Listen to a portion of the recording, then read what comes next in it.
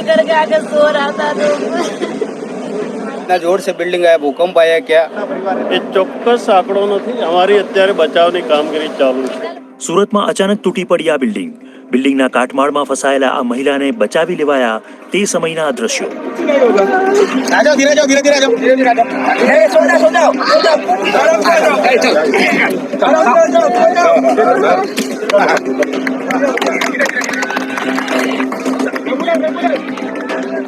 લોકોની દોડાદોડી, ચીસાચીસ, મદદ માટે પહોંચતા લોકો અને લોકોને શોધવાની મથામણ. સુરત જિલ્લામાં આવેલા સચિન પાસેના પાલી ગામમાં અહીં આવેલી ઇમારત ધરાશાયી થઈ ગઈ. બપોરે 3:45 વાગ્યાની આસપાસ આ ઘટના બની. ઘટના બની તે સમયે એટલો જોરથી અવાજ આવ્યો કે બાજુની બિલ્ડિંગના લોકોને તો એવું લાગ્યું કે ભૂકંપ આવ્યો છે. ઘટનાની જાણ થતાં ફાયર વિભાગની ટીમ, પોલીસની ટીમ ઘટના સ્થળે પહોંચી અને ટીમે આ એક મહિલાને તો તુરંતની કાર્યવાહીમાં કાટમાળમાંથી હેમખેમ બહાર કાઢી બચાવી લીધા. સુરત પોલીસ કમિશનર અને સુરત કલેક્ટર પણ ઘટના સ્થળે પહોંચ્યા. એનડીઆરએફની ટીમને પણ બોલાવવામાં આવી. આ મહિલાના પતિ નાઇટ શિફ્ટ પતાવી બિલ્ડિંગમાં આવેલા તેમના ઘરમાં સૂતા હતા. કોઈએ તેમને ફોન કરીને જણાવ્યું કે તેમની બિલ્ડિંગ તૂટી પડી છે. मुझे नहीं पता चला, मैं ड्यूटी में थी. अच्छा, कितने बजे बता, कितने बजे अभी आया, मुझे फोन आया तब आई, अभी 1 घंटा पहले. आप कितने बजे से बात कर रहे थे? किसी ने कुछ बताया आपको क्या हुआ है क्या नहीं कुछ नहीं. આ ઘટનાને નજરે જોનારા લોકોએ બતાવ્યું કે ખરેખર શું થયું હતું. अब लोग के तो मालूम नहीं है, लोग के मालूम नहीं है. 2 कैमरे में आदमी रहता था, हम लोग खिड़की से देखते थे तो आदमी रहता था, 4-5 आदमी रहता था.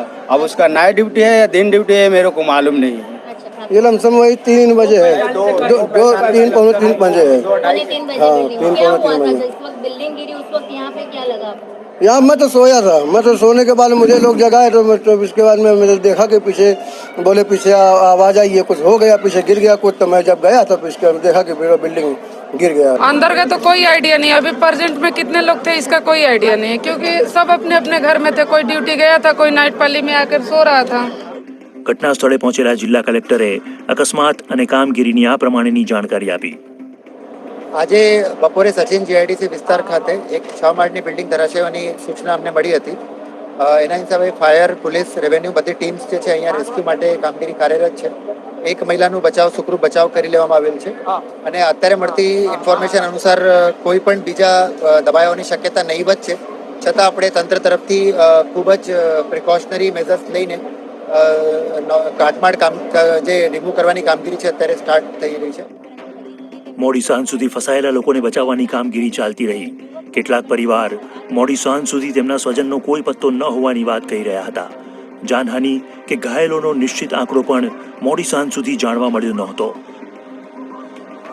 એક મહિલા જેને રેસ્ક્યુ કરીને બહાર કાઢવામાં આવી છે, તે સિવાય હજી કોઈ પણ બીજા ઇજાગ્રસ્ત વ્યક્તિઓ અંદરથી મળી આવ્યા નથી. તે માટે અત્યાર સુધી તો સત્તાવાર રીતે તંત્ર દ્વારા અંદર કેટલા લોકો છે અને કેટલા લોકોને ઈજા પહોંચી છે, કેટલા લોકો ઇજાગ્રસ્ત થયા છે, તે વિશે કોઈ ચોક્કસ સત્તાવાર માહિતી આપવામાં આવી નથી.